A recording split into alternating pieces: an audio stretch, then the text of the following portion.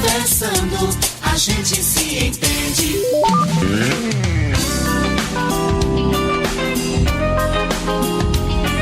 8h06, 8h06. Vamos então para a nossa conversa aqui com o Dr. Fábio Araújo de Saúde. É sexta-feira, dia 15. Mais um encontro, mais um programa. Doutor, bom dia, seja bem-vindo. Bom dia, meu amigo. Bom dia, ouvintes. Sexta-feira, final de semana chegando, né? Para todo mundo descansar um pouquinho. Um grande abraço a todos, um beijão lá e a benção à minha mamãe, Dona Anitta Caputira, com o qual eu cumprimento toda a família. E vamos para mais um bom dia. Lembrando também, daqui a pouco nós estamos lá no nosso Cadite, lá a Celeste já está recebendo nossos pacientes, sou Dilon, Leandro já está lá, um abraço, sou Dilon. Daqui a pouquinho nós estamos aí para a gente bater um papo. E vamos que vamos, meu amigo. Muito bem. Ô, doutor, ontem, 14 de março, foi aí comemorado o Dia Mundial do Rim, rapaz. Pois é. E nós já falamos muito sobre essa doença aqui, né? A doença dos rins no nosso programa. E hoje nós vamos focar então na doença silenciosa comum e letal, que é a doença renal crônica. Nós já falamos aqui, né, muito sobre doenças dos rins, né, doutor? Perfeito. Nós vamos voltar a esse assunto, porque ontem foi Dia Mundial do Rins, doutor? Exatamente. Ontem, como que a gente estava na dislipemia, sim, se a gente fragmentasse... Nós demos sequência, né? Nós não podíamos perder essa sequência, mas ontem foi comemorado, ontem, 14 de março, foi comemorado o Dia Mundial do Rim. É o que você falou, é uma doença silenciosa, muito mais comum que as pessoas pensam e é letal. Inicialmente, para a gente bater um papo com calma, eu queria só deixar claro alguns pontos. Olha bem, a doença renal crônica é uma condição que acomete cerca de 10% da população mundial. E ela é definida pela perda da função gradual e progressiva da capacidade dos rins de filtrar as impurezas do sangue, que é essa uma das funções dos rins, não é isso?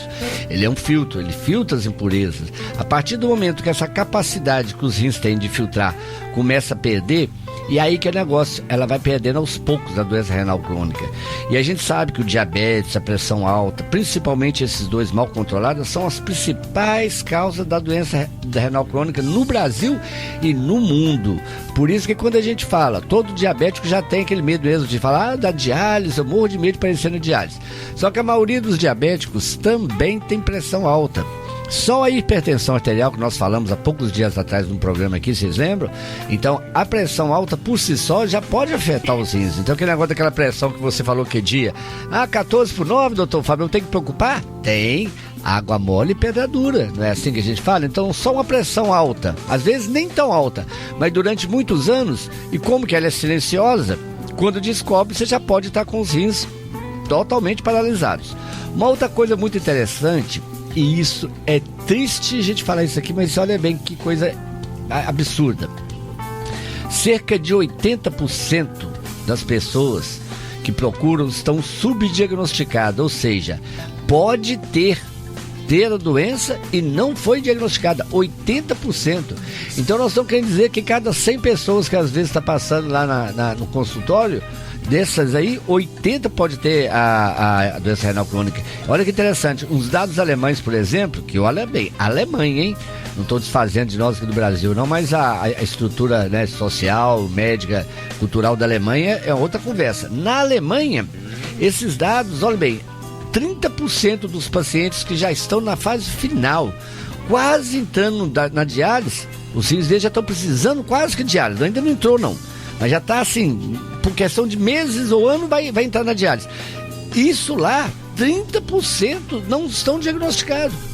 Imagina só, se na Alemanha, aqueles que já estão com os rins quase que em falência renal mesmo, quase terminal, se lá 30% não são diagnosticados, imagina aqui no Brasil.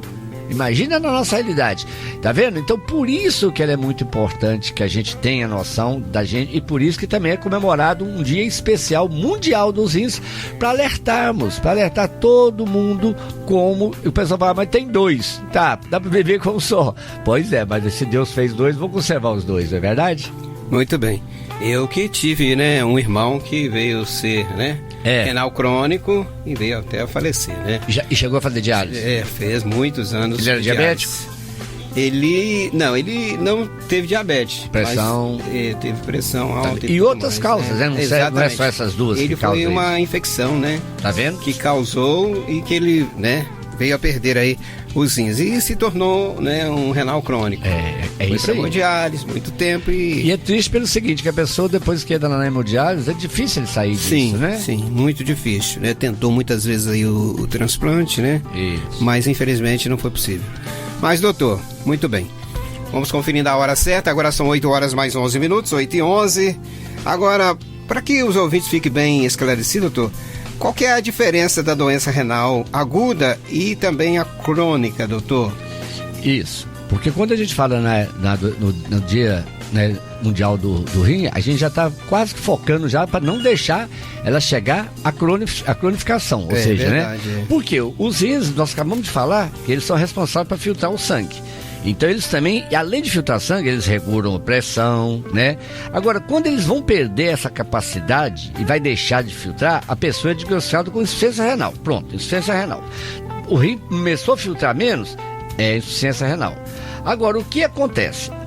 Respondendo a sua pergunta, então nós podemos ter aguda e crônica. A aguda, nós já falamos nos dias, nós não vamos reforçar aqui, mas só para a gente colocar no ar rapidinho, ó.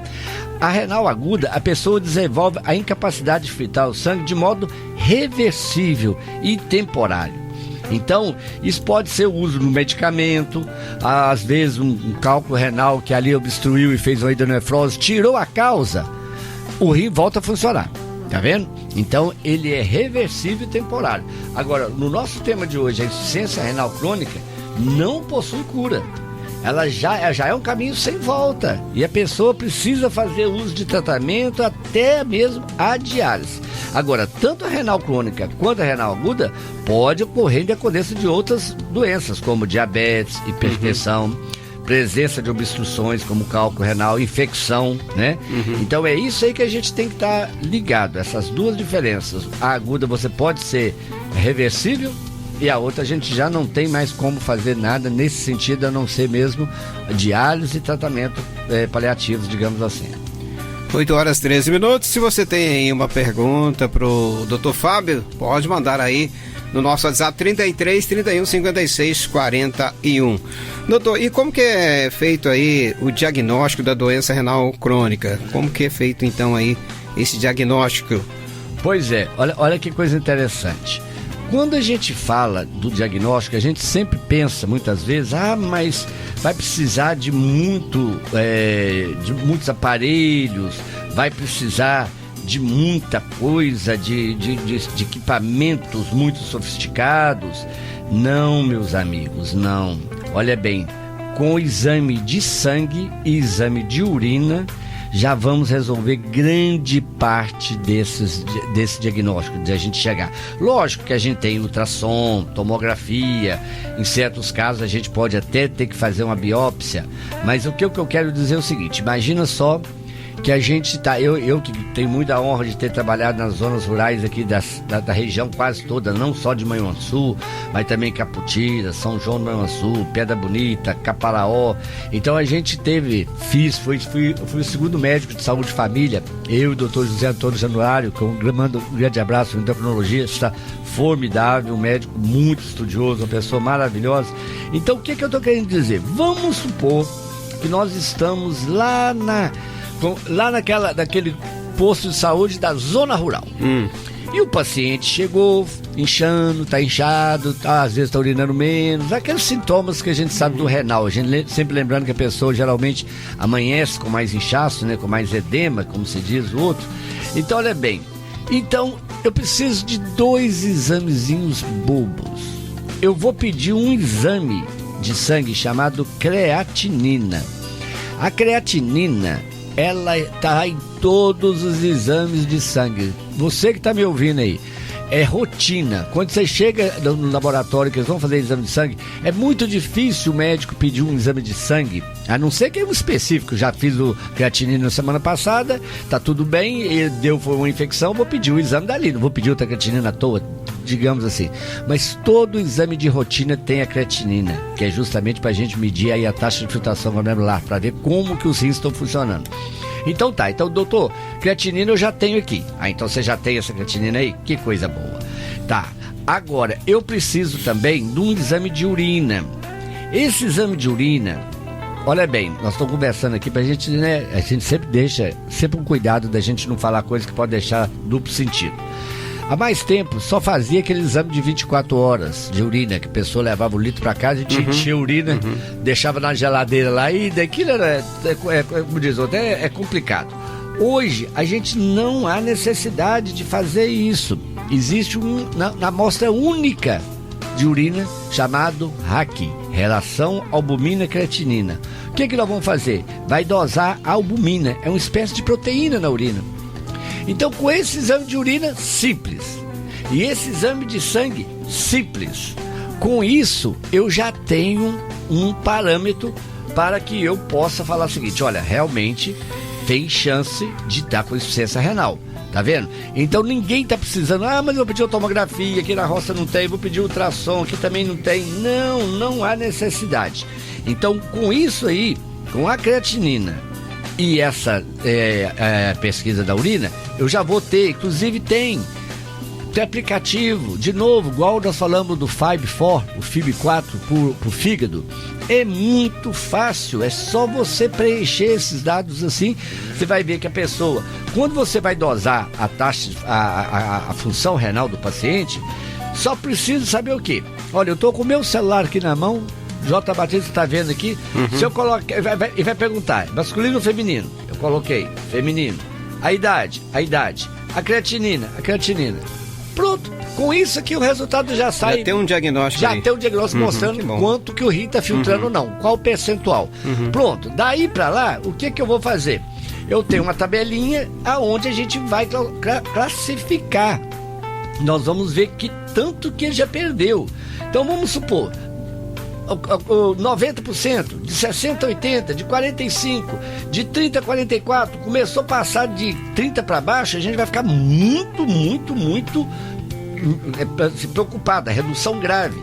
Passou de menos de 15, opa, aí é falência renal, praticamente diálise. Só que é o seguinte, a maioria, 14% desses pacientes podem ser tratados e devem ser tratados até nesse postinho da zona rural. Eu não estou criticando o postinho da zona rural, nem nós colegas, estou falando com muito orgulho, tá? Eu só estou dizendo o seguinte, aí o médico fica enrolando, o paciente também, enrolando, não vou dizer, vamos falar bonita, inércia, não é que o médico seja enrolado, não, mas vamos aguardar mais um pouco. Aí nós falamos o quê? Ele não está sentindo muita coisa, mas não é uma doença silenciosa, não é uma doença que a gente falou que ela vai ser letal e não manifesta de uma hora para outra. Então, tá vendo, amigos? Aqueles que tiverem alguma dúvida, vai lá no drfabiosá.com.br, que eu vou deixar exatamente onde que está esse aplicativo, que vocês podem baixar para o seu celular, no computador do próprio posto de saúde, e também essa tabelinha que você codifica. Essa tabela vai chegar uma hora e falar assim, opa, esse aqui não é para mim não. Eu mesmo, eu não sou nefrologista. Então, na hora que eu vejo que saiu até onde que eu posso ir, opa, eu não vou cozinhar o paciente aqui não vou agarrar não, vamos passar para frente, tá certo? Muito bem, 8 horas mais 19 minutos, 8h19, você está acompanhando aqui pela Rádio Fonte Vida o nosso bate-papo, a nossa conversa com o Dr. Fábio Araújo de Sá.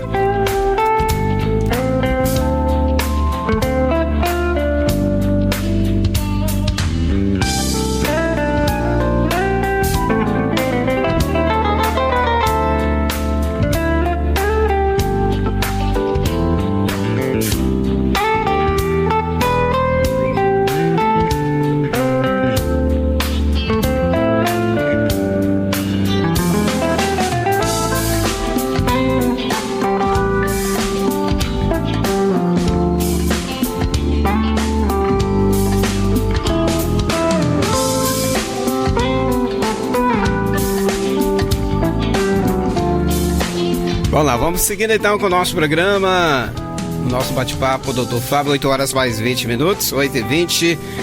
Antes de nós falarmos aí do tratamento, vamos aqui acompanhar aqui a nossa ouvinte, a Irani Fernandes. Olha o que ela está perguntando aí, doutor, sobre esse medicamento aí. Qual que é o medicamento? É o Glixambi Fans. É isso? Tá correto o nome? É Glixambi. Isso. Isso, se ele faz atacar os rins, doutor. Olha bem, era um termo comercial, né? Aqui a gente vai falar o seguinte, esse produto é prática do nosso tratamento. Mas eu vou adiantar para o pessoal o seguinte, não faz não, muito pelo contrário. Essa medicação, esse medicamento é composto muito comprimido de duas moléculas. Uma substância chamada empaglifosina e a outra linagliptina. Olha bem, esses dois medicamentos aí, principalmente a empaglifosina, ela não só faz atacar, como ela melhora a função renal. Ela faz o rim melhorar. Então, vamos supor, as glifosinas em si, né? No caso nós vamos falar daqui a pouco. Então, você pode ficar tranquila que essa medicação não faz. O que tem que acontecer, e nós temos que deixar isso muito alerta perante a todos que estão nos ouvindo, é o seguinte: essas glifosinas, tanto a dapaglifosina como a empaglifosina, quando a pessoa começa a tomar, nos primeiros dias dá uma falsa impressão que os rins estão funcionando menor, porque há uma diminuição da taxa de filtração glomerular. E isso no início, por isso que eu estou falando, a gente tem que estudar sempre. Há uns 6, 8 anos que a gente começou a estudar essas drogas. Então no início o médico começava a tratar. Como ele piorava um pouquinho nos primeiros dias, o médico tirava o remédio. Ah, meu Deus do céu, piorou o remédio. E isso gerou uma controvérsia. Mas não, essa queda abrupta e pequena, discreta, é hemodinâmica. Em outras palavras, para o medicamento fazer efeito, é como se você tivesse de piorar um pouquinho para depois subir. Entendeu como é que é? Então só pode ficar tranquila em relação a essa medicação, que não. E a outra parte, que é a linagliptina, também tem proteção renal. Nós temos estudos de segurança disso. Isso é muito importante. Obrigado pela pergunta, Daniela. Isso é bom esclarecer o ouvinte, né? Porque às vezes ele está lá com dúvida, né, doutor? E aí já fica esclarecido isso aí com relação ao medicamento, né, doutor? Isso aí. Muito bem. 8 horas mais 22 minutos, 8h22, você está acompanhando o nosso bate-papo e nós seguimos com mais uma pergunta. Doutor, e como que é feito aí o tratamento da insuficiência renal crônica? Existe o tratamento adequado? Isso. E é um tratamento que satisfatório, doutor? Sim, olha, bem interessante. Nós falamos que é uma doença que até então chegou na parte crônica, não tem cura. Sim. Mas olha bem, aproveitando de novo, dona Irani, nem se a gente tivesse combinado. Vamos lá. Desde os anos 80, tem um remédio chamado Captopril, muito conhecido, né? O Captopril, ele foi um divisor de águas na época, porque melhorou, sim, a função renal, melhorava a pressão, etc e tal. Mas isso também, em 1980. De lá pra cá, nós ficamos esses anos todos sem medicações novas e nada que poderia melhorar os rins. Então, foram muitos anos, mais de 30 anos, né? Uhum. Então, olha que doideira. Aí, agora, em 2021, foi aprovado a dapaglifosina para pessoas com doença renal crônica nos Estados Unidos. E aqui também. Em 2023, uma molécula irmã, uma prima primeira da dapaglifosina, a empaglifosina, olha bem, também foi registrado, também mostrando isso lá. No Brasil ainda, eu acho que não está tendo aprovação dessa ainda, a mesma questão de tempo. Mas o que eu estou falando? Essa empaglifosina é exatamente parte dessa substância que só falou aí, desse remédio aí, dona Irani. Tá vendo que coincidência? Então é isso aí. Então olha bem, tanto a dapaglifosina são medicamentos desenvolvidos para pacientes no início com diabetes tipo 2, que mostraram muita eficácia na redução da progressão do dano renal. O que elas fazem? Elas jogam para fora açúcar e sal. E tira do sangue e joga na urina, em palavras mais simples. Isso vai diminuir a pressão nos rins e melhorando isso. Olha que interessante. Tem um estudo dessas glifosinas, da DAPA, que acontece o quê? Vamos supor, essa aqui nós estamos falando de uma forma hipotética. Como eu falei que não tem cura, vamos supor que a pessoa chega e fala assim, ó, doutor, o pessoal lá da Nefo falou que dentro de 5 anos eu vou entrar na hemodiálise. Sai, meu Deus do céu. 5 anos, tá.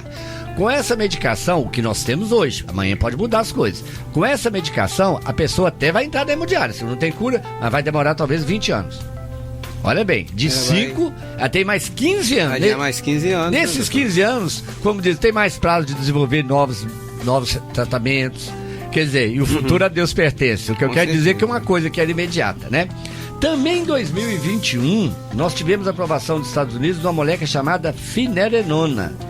É um medicamento que bloqueia o hormônio chamado aldosterona, que faz com que aconteça inflamação e fibrose nos rins. Então, se eu bloquear esse hormônio, o rim apresenta uma vida útil mais longa, postergando de novo a necessidade de diálise e de transplantes no rins, tá vendo? Então, por isso que nós estamos falando de coisas muito novas, entendeu? Eu, graças a Deus, eu tenho a honra, muita honra de ser palestrista, de ser speaker dessas duas empresas, tanto da DAPA como da EMPA. Então a gente leva esse bate-papo para colegas médicos, a gente faz muitos cursos fora do estado, né? Já vamos para Recife fazer esse curso disso aí, Brasília, São Paulo, e a gente tem o quê? Muita experiência e muita prova que essas medicações são úteis.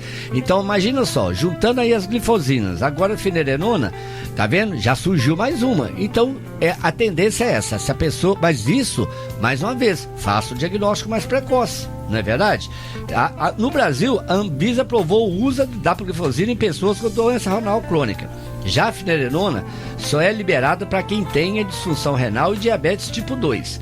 A empaglifosina, como eu falei, aguarda aprovação em nosso país para esse objetivo renal. É tanto que quando a ouvinte, dona Ani, perguntou se faz mal para os rins, eu disse que não, muito pelo contrário. Mas nós não podemos falar que a gente está fazendo indicação. Na bula ainda não tem indicação. Ele não é indicado, então, ele não é indicado para tratamento de doença renal crônica. Mas fazer mal não faz. E como? Por comparação, sim, mas ele já mostrou que ele faz grande vantagem para os rins. Nós temos estudo com as duas, tanto a DAPA como a EMPA, que faz, sim, melhora para os rins. Eu só estou dizendo que a EMPA ainda não teve a liberação da Anvisa. Questão de tempo, isso aí é questão de tempo, tá certo? E a verdade é essa. Então, resumindo, em menos de 5 anos, 5 anos, tivemos mais novidade do campo da doença renal crônica nessa década de que de 1980 até o ano 2020. Olha bem, de 1980 até 2020, nós não tivemos praticamente quase nada. Nesses últimos 5 anos, nós já tivemos mais do que esses anos todos. O que mostra como que a ciência está evoluindo, como que era um nicho que estava sem tratamento, que não tinha molécula, e graças a Deus isso rompeu um paradigma, isso mudou o tratamento da doença renal crônica, certo? Então isso é muito importante. E acho que a tecnologia, né, doutor, contribui muito com o desenvolvimento da ciência, né? Com certeza. E olha pra você ver, essas glifosinas que eu sempre falei aqui, a sua retirada da casca da raiz da macieira. Sim, pois é. E hoje é uma medicação que, inclusive, é isso que eu volto a te falar, que a gente tem aquele encontro com a advogada que vai falar isso aqui. Essas medicações, doutor Fábio, mas essa medicação é muito cara. Sim, mas existem certos tipos de pacientes que conseguem ela mais barata ou até de graça. E da farmácia popular também está chegando. Vai depender, não é para todo mundo. Entendeu? Lógico que a pessoa que quer comprar particular e tem perfil para isso, ok. Mas eu quero dizer o seguinte, se você tem determinada idade, se você tem determinadas doenças, é só o médico preencher direitinho que você consegue essa medicação. Primeiro que isso é questão de saúde pública. Se o governo pensasse bem, ele já tinha comprado esse dado pro povo todo, porque evitaria. Primeiro, que a pessoa entrasse no hemodiálise. Gastaria muito mais lá na frente, sem falar da própria vida da pessoa. A prevenção vai ser muito melhor, e né? muito mais barata, até para os cofres da saúde pública, não é verdade? Com certeza. 8h mais 30, doutor. Esse pode ser o nosso último programa, hein? Pois é, menino. E aí? Eu tô ouvindo. Eu tô indo para outro horário, né? A gente tá vendo aí mudanças de horário. Eu tô enfejado. Só sei o seguinte: é um prazer muito grande. Mas você eu só tenho que agradecer toda essa dedicação, ainda mais com o nosso podcast, né? Mas nós vamos conversando aí direitinho. Exatamente. Como eu falei lá no consultório, estava realmente muito pesado, eu saí todos os dias nesse horário, mas nós vamos, a nossa ideia inicial era continuar aqui terça, quarta e quinta. Exatamente. Né? Mas né, a gente está vendo que talvez a direção está em algumas mudanças, então nós vamos aguardar. O que a gente quer é que Deus ilumine para que tudo seja muito bem feito, porque nós queremos chegar até você. Esse programa, além de ser um programa de recreativo, de formação, essa parte da saúde é muito importante. Vou falar com você, a gente está fazendo aqui de uma forma filantrópica, a gente não está trabalhando a nível de salário, muito pelo contrário, mas no caso, a gente está fazendo isso de uma forma muito gostosa, esperando sim que a gente possa continuar aqui batendo esse papo de manhã mais vezes. Vamos colocar nas mãos de Deus, que Deus ilumina e lá na frente chega tudo do jeito certo, não é verdade? Com certeza, doutor. O nosso agradecimento mais uma vez, né? Se a gente não continuar, né? Mas eu queira Deus que tudo, né, dê certo, que você volte a fazer, continue no horário, né? Sim. Mesmo que não seja comigo, seja com outro colega de trabalho aqui, porque eu tô indo para outro horário. Mas foi realmente sempre um prazer, doutor. E você é um grande Esse amigo, bate-papo, um essa grande conversa. profissional, e se não fosse você, o nosso podcast não existiria. Começa por aí, tá? Então é muito bom a gente ver as pessoas que têm engajamento, têm compromisso, e é isso que torna a comunicação algo maravilhoso, sabe? Então, gente, muito obrigado, muita paz, muita luz, e vamos que vamos. Um abraço, doutor, bom final de semana e obrigado mais uma vez.